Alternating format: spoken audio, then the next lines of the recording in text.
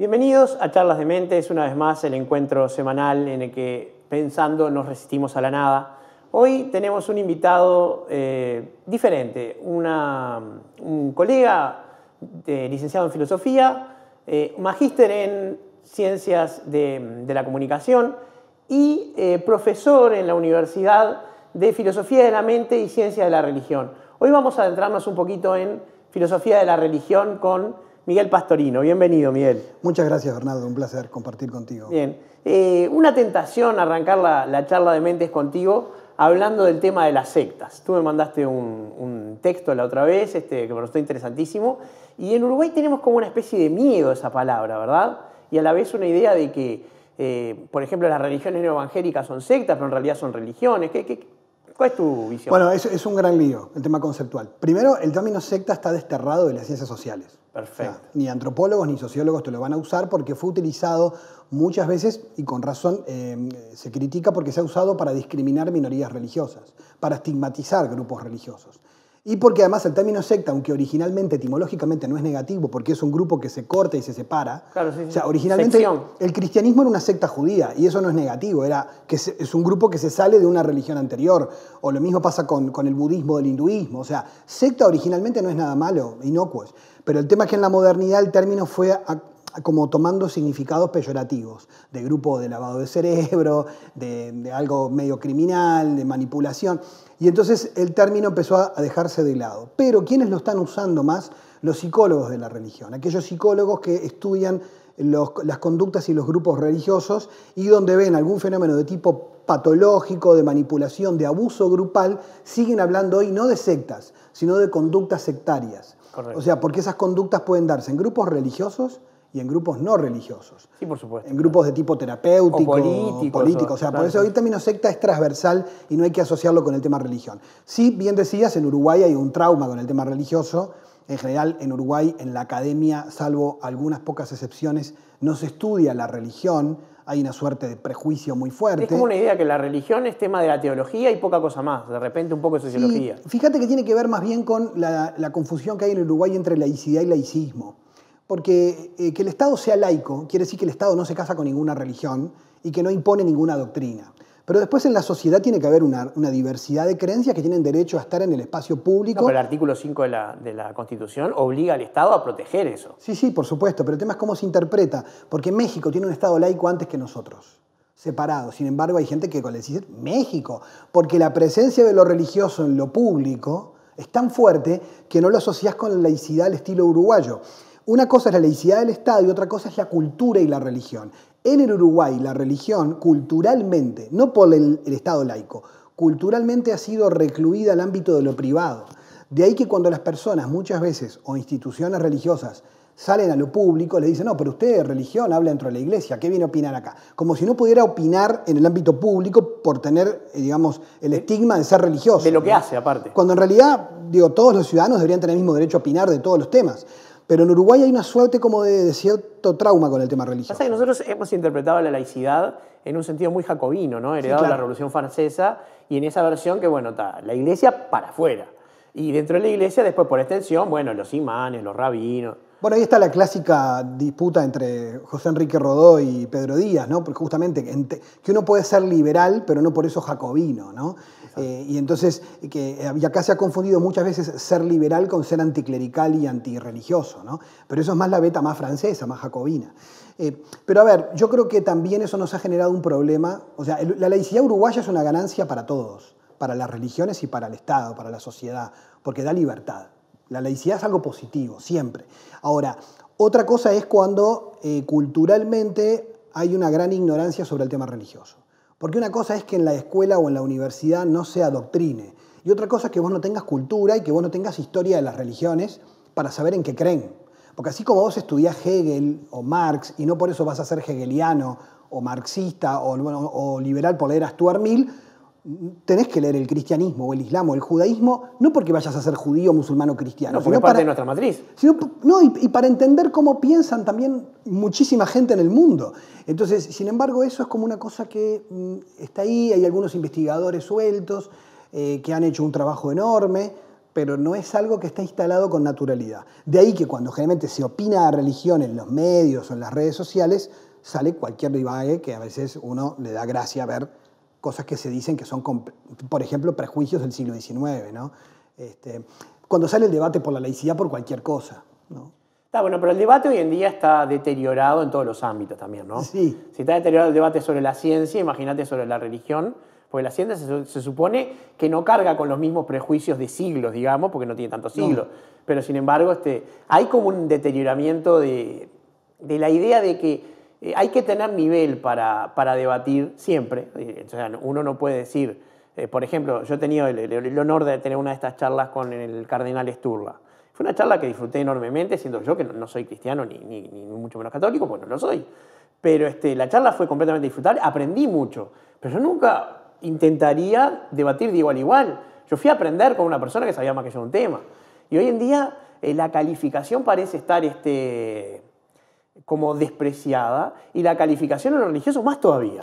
Bueno, creo que eso tiene que ver con algo que mencionaste. La crisis de las ciencias en la primera mitad del siglo XX, cuando la ciencia era, por el cientificismo, la poseedora de la verdad frente a todos los saberes, cuando esa entra en crisis por un gran relativismo que se le genera por la física cuántica, por un montón de la teoría de la relatividad, y empieza a generarse en dudas de que ese saber absoluto tampoco lo tiene la ciencia, empiezan a hacer una suerte de relativismo que termina en un pragmatismo, donde no importa la verdad, importa que las cosas sirvan para algo. Entonces, en realidad, eso le pasa a la ciencia y pasa con la religión. No importa si existe Dios o no, si es verdad o mentira. Si a vos te hace bien, dale para adelante. O sea, el criterio es pragmático. El problema es que no solo se da un pragmatismo, sino que se da también un relativismo en el conocimiento. Entonces, vale lo mismo la opinión, por ejemplo, de un químico como vos que estudió química, de alguien que leyó un artículo y que no estudió química, pero o que vio un video de YouTube. O que vio un video de YouTube y te discute a la misma altura y vos decís, pero yo tengo derecho a opinar. Sí, tú puedes opinar, pero opinar no es lo mismo que saber.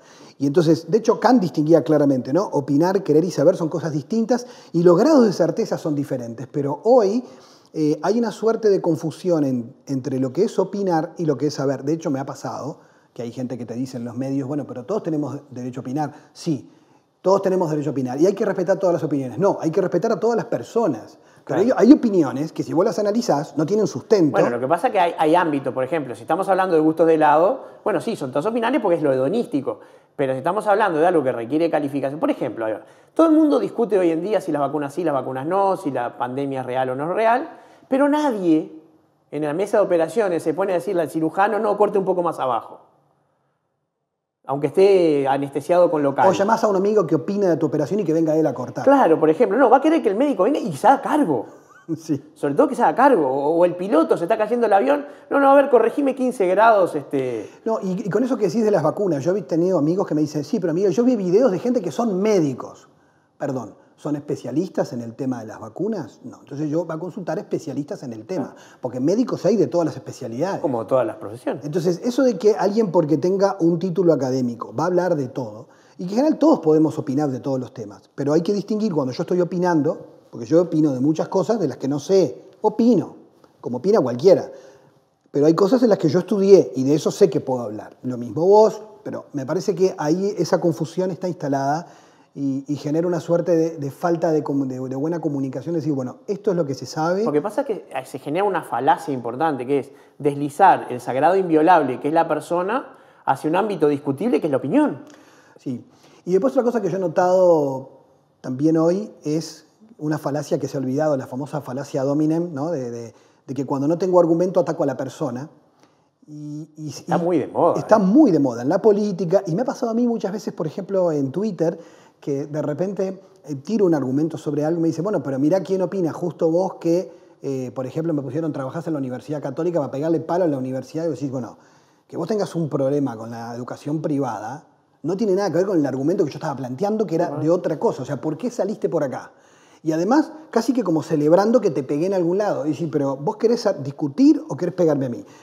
Y ahí es donde, incluso en política pasa, que la gente puede celebrar, decir, mirá, ¿cómo lo liquidó con eso que le dijo? Lo liquidó si se cambió de tema. Claro, ¿no? Pero en las redes sociales se futboliza todo. Sí. Bueno, pero y los se genera debates, toda una serie de claque que viene y aplaude. Pero fíjate el debate, por ejemplo, me acuerdo del debate de la calle Pou con Daniel Martínez. Totalmente. La gente opinaba quién ganaba, pero esto no es un partido de fútbol. Las que ganan son las ideas, no las personas. ¿Qué dijo? Bueno, hay un trasfondo de votos, por supuesto, que demostró que efectivamente ganó la calle Pou. Pero de todas maneras había ahí porque yo pero miraba... te llevo a uno anterior que pasó en la misma serie, que fue el debate entre Andrade y Talvi, que fue un debate mucho más parejo y mucho más de las ideas y que no eran presidenciables. Sí. Ese debate generó una cosa mucho más interesante porque la gente se sorprendió del nivel dialéctico de Andrade. Alguna gente, no toda, por supuesto.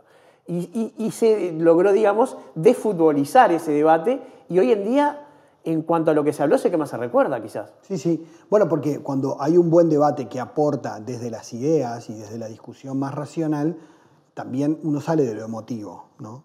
Pero lo que pasa es que eso es todo un tema educativo también. Sí, por supuesto, claro. Que en los medios se hace eso, se educa en cómo generas los contenidos y cómo generas una discusión. Ese es un tema interesante, ¿no? Cómo enseñar la filosofía para generar este tipo de cosas, ¿no? No empezar de vuelta a repetir. Bueno, a mí me pasa en clase que tirás un tema polémico en clase, en filosofía, y tanto en secundaria como en la universidad. Y hay chicos que a veces es como que, bueno, pero ¿y vos qué pensás? ¿No? O sea, el profe, ¿qué piensa de esto? No importa lo que yo pienso. O sea, vamos a discutir estas ideas, sin importar la postura personal. Vamos a analizar los argumentos. Cuesta muchísimo desprenderse de eso, pero después se vuelve algo más divertido cuando encuentran el ejercicio racional de poder discutir el tema y encontrar más argumentos y que no es un tema de ganadores o perdedores. No, y sobre todo cuando entra en la idea de que estudiar filosofía es discutir sobre las ideas y no simplemente reproducir lo que dijo un libro o un texto anterior. Sí. Hay una cosa que es muy graciosa que te debe haber pasado, es que cuando hablas ante un público de Nietzsche se te enojan como si vos fueras el portavoz de las ideas de Nietzsche. No, yo estoy repitiendo lo que dijo una persona, no estoy diciendo que no creo en eso. Con Nietzsche me pasa. Yo, como me dedico a la filosofía de la religión, he estudiado de los autores todo cómo discuten el tema de Dios. Nietzsche es uno de mis favoritos. Sí, también es uno de los míos. Y me pasa que cuando yo, porque además escribe muy bien y es lapidario. Es un gran escritor, Nietzsche. Y cuando vos lo presentás, me ha pasado de que gente que es creyente piensa que venís a hacer una apología del ateísmo. Y hay gente que me pasa, que me conoce, que sabe que yo soy creyente y me dice, pero ¿cómo vos tenés fe? Es como decir, ¿qué tiene que ver una cosa con la otra? Claro. ¿No? Y ahí es donde uno dice, bueno, lo que pasa es que están enseguida necesitados de asociar con quién estás, de qué hablas, para ya yo tener la seguridad de saber qué pensás. Y eso son de los míos. Sí, o estás en contra mía. Me ha pasado incluso que he sido invitado a lugares donde estoy con gente de diversos partidos políticos o de diversas ideas y entonces ya se me enojan de un lado o de otro pegándote como... Yo creo que en realidad lo que nos humaniza como sociedad es la capacidad del diálogo y del encuentro con el que piensa distinto y no estar siempre dándome manija con los que piensan como yo. Además, si no, ¿cómo portamos? Y vos sabés que me ha pasado eso, la necesidad de decir, pero ¿cómo? ¿Cambiaste? ¿Te metiste? O sea, porque te sentás a la mesa con todos, te dan con un caño. Eso pasa, ¿no? Y en realidad ahí es donde la sociedad se sectariza, ¿no? Que justamente se va enfermando. Claro. Porque lo que necesitas es justamente una cultura democrática se sostiene cuando la diversidad es algo positivo. Lo que pasa es que se perdió una cosa que los griegos tenían que era maravillosa, que se ejercía en el simposio, que es la gonalidad, o sea, digamos, el discutir intensa y ir fuertemente y sin cuartel, pero sin enconos, sin enemigos. O sea, estábamos compartiendo el vino y la comida y discutíamos. Y después nos íbamos cada uno en la suya. Hoy en día, discutir se toma como un enfrentar y negar al otro. No es un encuentro de ideas, es un separar al que es distinto. Sí, pero porque hay un peso de lo emocional muy fuerte y además las personas hoy construyen su identidad personal emocionalmente en base a sus ideas. Entonces, si vos atacás mi idea, me estás atacando a mí. Entonces me siento violentado. Me autoadominizo. Y además no entienden, a muchos les cuesta mucho distinguir ideas de personas. O sea, que esta persona piense así no quiere decir que vos tengas que, porque estás en contra de su vida, estar en contra de su vida o estar en contra de él como persona. Una cosa que nos ayuda mucho es tener amigos que piensan distinto. Una cosa para mí más lindas de la vida es haber crecido con amigos que piensan totalmente distinto. O sea, gente de diversas creencias religiosas, de diversos palos políticos, y que nos queremos tanto que cuando compartimos los temas componemos lo que no queremos convencer al otro, sino exponer nuestras convicciones para que el otro entienda por qué pienso así. Y el otro muchas veces está bueno y dice, no sabía que era por esto, mirá vos. Y ahí empezás a encontrar los grises. Bueno, estás el encuentro justamente. Y empezás a ver que no todo era tan blanco o negro como te lo imaginabas, ¿no? Miguel, se nos terminó el primer bloque, vamos a un corte y volvemos. Enseguida volvemos.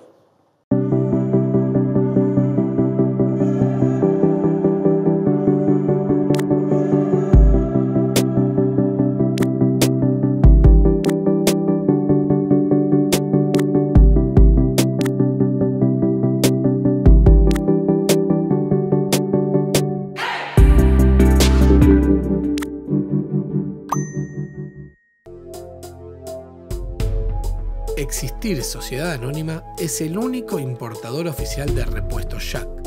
Trabaja tranquilo con repuestos originales y visítanos en nuestra nueva planta de la Ruta 1, kilómetro 28500.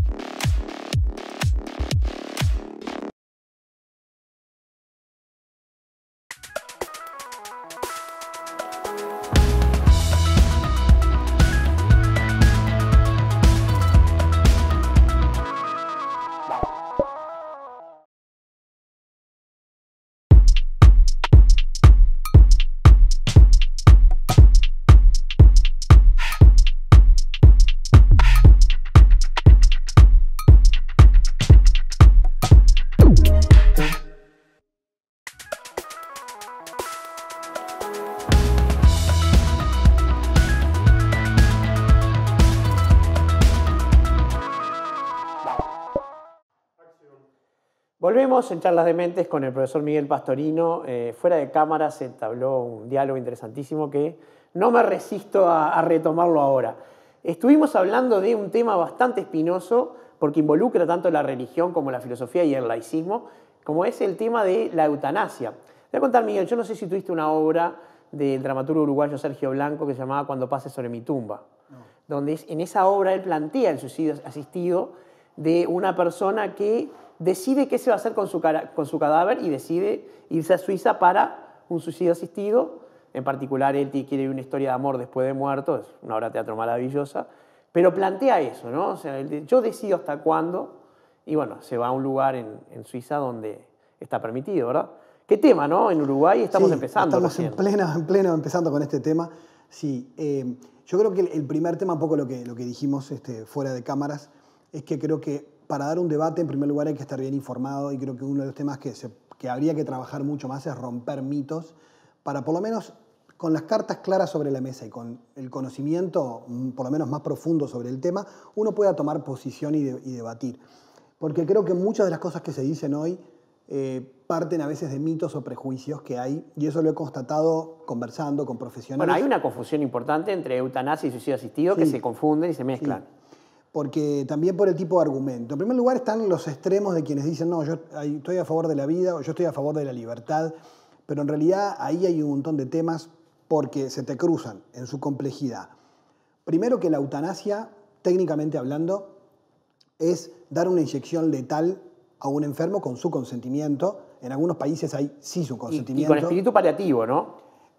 Bueno, en realidad no necesariamente, porque en realidad, sí, claro, para terminar con el sufrimiento... Quiero decir, no es una pena de muerte. No, claro, no es una inyección letal, exacto, una pena de muerte, exacto, sí.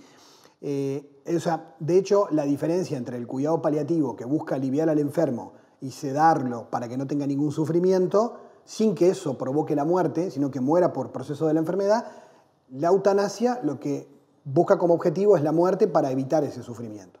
Lo cual es bastante complejo porque uno dice, si tengo la posibilidad de aliviar el sufrimiento, no necesito la eutanasia. Y ahí entra la discusión sobre el querer morir, que es el otro tema. Por eso, la dignidad humana, o sea, ¿en qué condiciones uno está respetando la dignidad humana del paciente? Y ahí entraste en un tema filosóficamente complejo, lo sé, porque el fundamento de los derechos humanos es la dignidad de todo ser humano.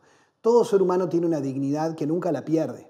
Ni siquiera con el deterioro cognitivo, físico, porque aunque él ya no sepa quién es, yo sí sé quién es y sé que es un ser humano y lo cuido y lo quiero y lo aprecio y lo trato como ser humano. Es que es un sagrado inviolable la persona. Porque es un ser humano. Y ese es el fundamento de los derechos humanos después de lo que pasó en el tiempo de la Segunda Guerra Mundial. Y decir, bueno, no hay vidas que valgan menos. Entonces, si no hay vidas que valgan menos, quiere decir que el derecho, que la dignidad humana es algo que no se pierde y que nadie puede quitar y algo a lo que yo no puedo renunciar. Y esa es la discusión en filosofía del derecho. La dignidad es un bien irrenunciable y entonces yo no puedo renunciar a la dignidad y a la vida porque al ser un bien irrenunciable, si otro tiene poder sobre eso, estaríamos renunciando a un derecho fundamental. Por ejemplo, si yo le pidiera a alguien que me esclavizara, aunque sea mi decisión, él no puede hacerlo, porque estaría violentando mi dignidad y él no tiene el derecho a esclavizarme aunque yo se lo pida. Claro, pero aparte ahí hay un tema de leyes que se aseguran que sea imposible. Por supuesto. Y en el tema jurídico, la gente a veces confunde el derecho subjetivo, moral, yo tengo derecho a morir. Sí, o sea, moralmente una persona es libre de matarse, pero el derecho jurídico es otra cosa porque implica deberes. Bueno, acabas de asumir una postura filosófica. Sí, por supuesto, ¿no? Y entonces porque muchas religiones dicen que una persona no tiene el derecho moral de suicidarse. Bueno, por supuesto, en realidad, porque hay algunas cosmovisiones donde dicen, bueno, si la vida te la dio Dios, pertenece a Dios, yo no puedo atentar contra ella. Pero el tema es, moralmente, lo que quiero decir es que hoy en día subjetivamente las personas dicen, por más que a mí me digan que no, si yo quiero lo hago. Tal vez la palabra que tenga que haber usado no es derecho, sino libertad. Tiene la libertad de poder hacerlo. Claro. La pregunta es si tiene el derecho de poder hacerlo. Y esa es la complejidad, porque eso involucra además a otros. Por ejemplo, hoy el Código de Ética Médica en Uruguay prohíbe la eutanasia porque va contra la ética médica de que el médico no mate a su paciente. Ni siquiera que sea cómplice de su suicidio. Eso es ley en Uruguay. O sea que si se aprobara el proyecto de Ope Pasquet, habría que derogar un artículo del Código de Ética Médica. Vamos a aclarar que Ope Pasquet es un legislador colorado que está promoviendo el tema de la eutanasia. Un proyecto de eutanasia y suicidio asistido. ¿Qué pasa? Y yo siempre digo, el Código de Ética Médica en el Uruguay no se basa en principios religiosos. Porque también hay que aclarar que aunque haya religiones que tienen argumentos religiosos sobre este tema, es cierto que hay religiones favorables a la eutanasia y otras en contra. Como hay éticas laicas... Bueno, hay religiones que son favorables al asesinato también. Y hay éticas laicas contrarias a la eutanasia y favorables a la eutanasia. Digo esto porque en general la gente suele asociar que la posición la posición favorable es atea y la posición contraria es religiosa. Sí, y eso, hablábamos del laicismo en el primer bloque y viene un poco por ahí. Y eso no coincide con la realidad. Pero es cierto que esos argumentos están. Entonces ahí está el problema de qué pasa con la dignidad de las personas, porque si yo decido que mi vida no es digna, como una valoración subjetiva, ¿qué mensaje le doy a la discapacidad o a la demencia en la sociedad? Eso tiene que ver con la valoración de lo que entendemos por dignidad, y eso es la discusión. Claro, pero ahí hay un matiz, me corregirás si me equivoco, que una cosa es que yo decida sobre mi dignidad y mi vida y otra cosa es que un médico decida sobre la de un paciente.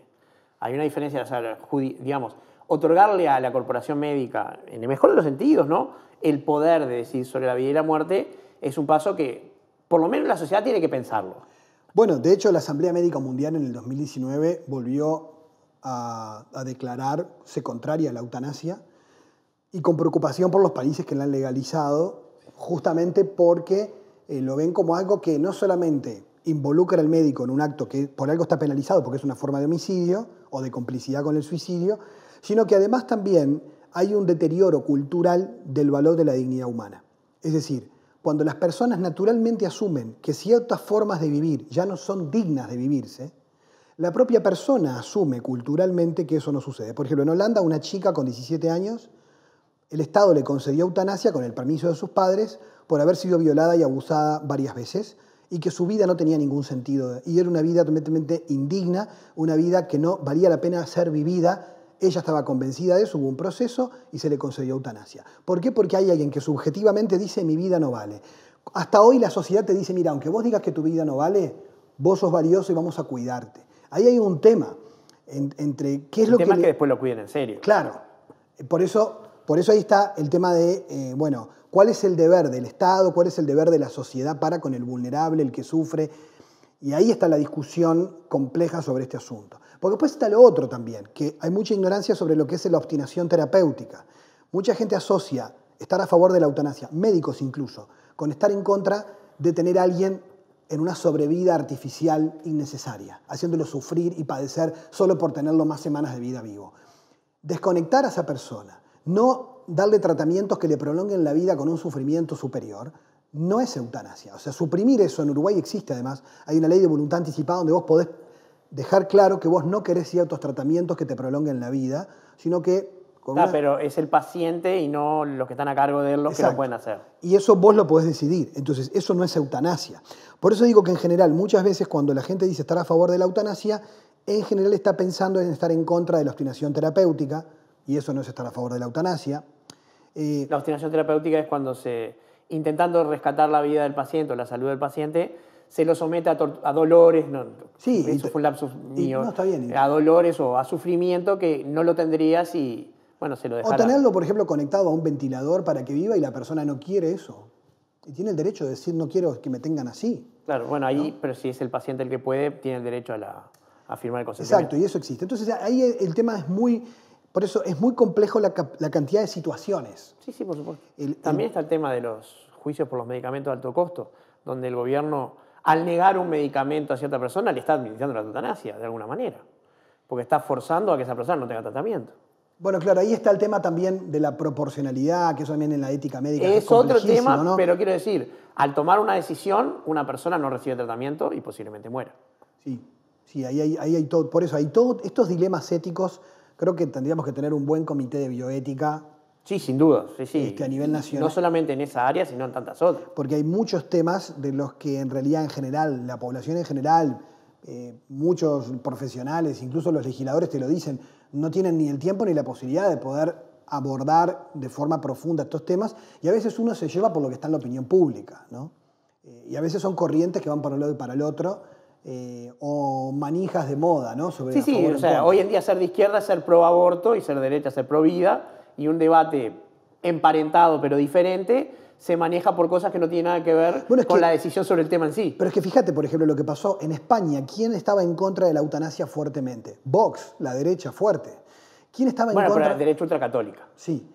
¿Quién estaba en contra? Quiero decir, de un catolicismo que no conocemos en Uruguay, aparte. Claro, no. Exacto. ¿Quién estaba en contra de la eutanasia fuertemente en Portugal? El Partido Comunista, porque entendía que era una forma de matar a los pobres, porque quien no tiene cuidados paliativos va a elegir la muerte más rápido y es una forma de eliminar gente de forma más barata, no con los costos de sobrevida de la mutualista y demás. Entonces, porque hay un tema social también ahí, ¿no? De quién se ocupa de tu vida, qué tipo de calidad de vida tenés, ¿no?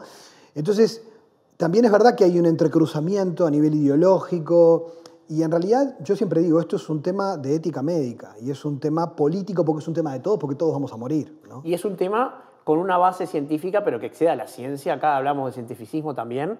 Acá es estrictamente filosófico y de libertad individual. Es un tema ético, sí, claro. Sí, sin duda. Y es cuáles son los límites de esa libertad y además del otro, porque acá involucrarse a un tercero.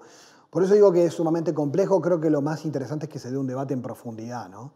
Para que no terminemos como eso, presos de simplemente de empujones de un lado y de otro, ¿no? Bueno, hoy en día lo que hay es el proyecto de Ope Pasquet y los ataques que recibe el proyecto de Ope Pasquet, pero no hay un foro de debate, como que el tema no ha alcanzado la relevancia que ese tema debería tener en una sociedad. Sí, y además en un año con la pandemia, o sea, ha sido muy complejo. Yo creo que una de las cosas que también está, por ejemplo, es el tema del proyecto de ley de cuidados paliativos, que están todos a favor y no lo han aprobado todavía, ¿no? Pero en realidad todos firmaron a favor, hasta el propio Ope Pasquet, porque todos están de acuerdo en que tener cuidados que no me hagan sufrir antes de morir, que tener buenos cuidados de vida, incluso para personas con enfermedades crónicas, que no es que tengan que ser terminales. El derecho a los cuidados paliativos hoy en Uruguay no lo tienen todos, es un 60% accede. Bueno, es un tema de bioética interesante. Entonces, y algunos de los paliativistas dicen, bueno, pero no se podría venir a plantear un tema de eutanasia en el Uruguay hasta que no tengamos asegurados los cuidados paliativos, porque sería como abrir la puerta a que todo el que no tenga derecho de acceso por temas económicos a un buen cuidado paliativo va a pedir por favor la muerte. Entonces no deberíamos apresurar que esto de verdad se diera, porque discutir la eutanasia sin cuidados paliativos, en general lo que termina siendo en otros países es que después la opción más barata termina siendo la que gana. ¿Cómo se mete la economía en eso? Porque ahí lo que está atrás es el dinero, porque la dignidad humana tendría que ser lo que garantizara los cuidados paliativos y no otra consideración. No, pero sí, pero es lo que Pero la sucede. realidad es que hay un cierto dinero para salud pública y ese dinero no va a aumentar. Digo, no va a aumentar porque no existe, ¿no? Porque algunos igual te llegan a decir que aunque la inversión de entrada es grande, al final los cuidados paliativos son más baratos porque como a la persona se le humaniza el morir, muere en la casa, como antes, rodeado de sus seres queridos. Deshospitalizada, claro. Deshospitalizada, no solo en un CTI lleno de cables, sino con un equipo de enfermeros, asistente social, atención de la familia que a veces se desgasta muchísimo, que se cansa porque no sabe cómo. Una convalecencia muy larga, y entonces, el costo que tiene para los familiares es enorme. Y entonces el equipo multidisciplinario de los cuidados paliativos, porque no es solo médicos que alivian dolor, es un equipo de psicólogos, asistente social, enfermeros, es un equipo multidisciplinario que acompaña a la persona para justamente paliar el dolor y el sufrimiento y hacer un proceso de un morir con la dignidad de un ser humano y que justamente no tiene por qué ser con dolor. Y eso es un derecho, eso hoy es posible. Si ponemos, digamos, el énfasis en preocuparnos por las personas. Por eso digo que en realidad en estos dos proyectos, mi postura personal es clara, es decir, vayamos por universalizar los cuidados paliativos y dejemos una discusión de algo que abre la puerta a cosas que en otros países lo ves muy complejas, un poquito para más adelante, ¿no? La discusión, aunque yo igualmente estoy en contra, pero de todas maneras me parece que yo soy un defensor del debate, no más allá de cuál sea mi postura, ¿no? Yo creo que hay que conocer, hay que debatir y hay que ir en profundidad, pero hay que asegurar el derecho a los cuidados paliativos. Sí, ese es un derecho que, a ver, nadie se opone filosóficamente a los cuidados paliativos. No. Son pragmáticas las oposiciones. De todas maneras también, y ya te estoy comprometiendo para otra charla, pensaba la vinculación que tiene este tema con cierta resistencia a la legislación, por ejemplo, en Cerro Largo, que el intendente no obligaba a la gente a usar casco cuando era ley nacional, cuando estamos hablando de algo que parecía un cuidado paliativo, porque las lesiones mortales en una moto con casco y sin casco son números que rompen los ojos. O el famoso tema que se está discutiendo hoy en día del 0% de tasa de alcohol en sangre para los que conducen. Siempre bioética. Se nos fue el tiempo, Miguel, sí. Pero te estoy comprometiendo para otra charla de mentes pronto. Con gusto. Y nos vemos en Ideas que no entran en 280 caracteres.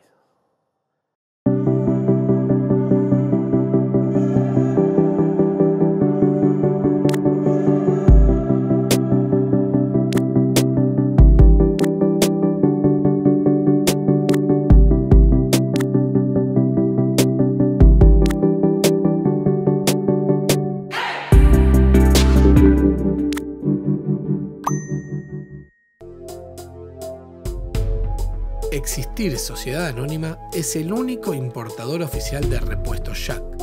Trabaja tranquilo con repuestos originales y visítanos en nuestra nueva planta de la Ruta 1, kilómetro 28500.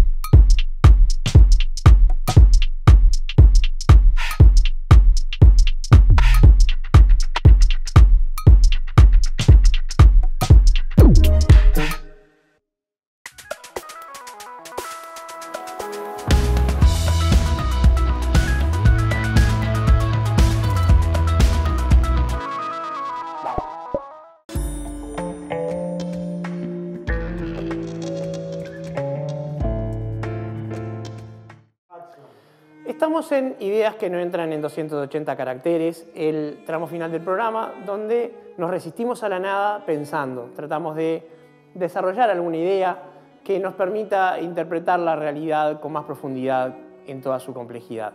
Hoy vamos a hablar de algo que nos pasó a todos.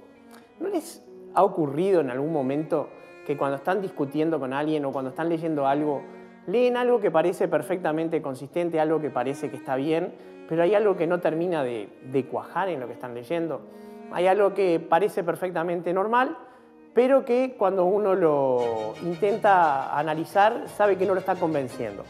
Esto ocurre mucho, y lo vamos a entender más fácil, en las discusiones sobre fútbol, ¿sí? Si tenemos un partido de fútbol, uno bastante intenso, pongamos por caso un clásico, Nacional Peñarol, y ocurre una incidencia ilegal que el árbitro no percibe, ¿sí? En cualquiera de los dos sentidos, ¿sí? Y la sanciona como correcta y favorece al infractor.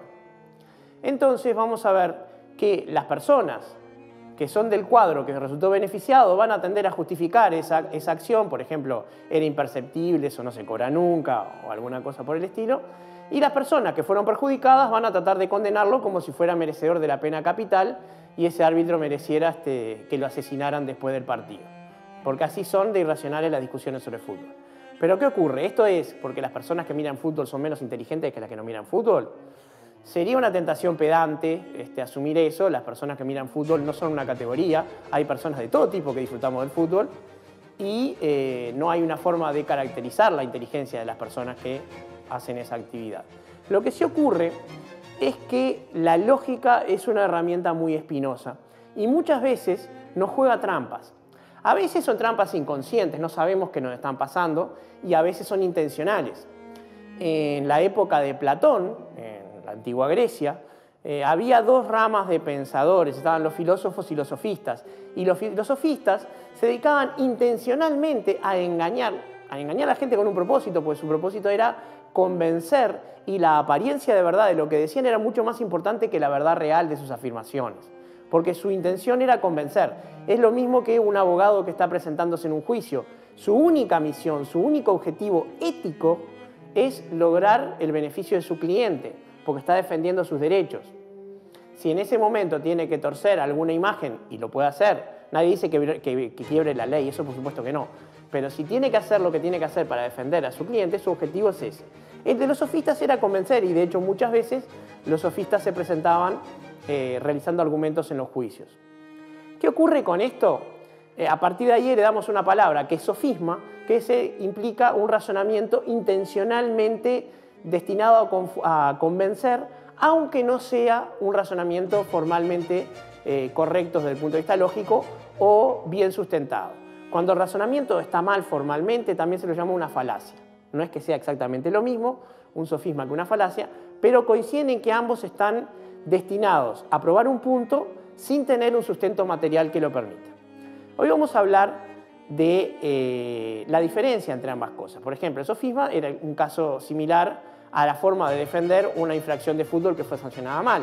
Uno va a empezar a inventar argumentos supuestamente basados en el reglamento del partido que van a tratar de convencer. Por ejemplo, si fue un penal, bueno, ese penal no se cobra, era imposible de ver, había que ver 3 veces la repetición, como sea. Pero básicamente las reglas son muy claras. O sea, una mano en el área supuestamente es penal, un golpe en el área es penal. Es algo que no debería ser tan necesario interpretarlo, pero sin embargo lo es. En el caso de las falacias tenemos un problema más importante. Primero, y es que muchas veces las falacias se hacen intencionalmente y son razonamientos con una estructura incorrecta. Hay algo que está mal en ese razonamiento y generalmente para ser falaz, sobre todo porque si no es una equivocación, mayormente, tiene que ser intencional, ¿sí?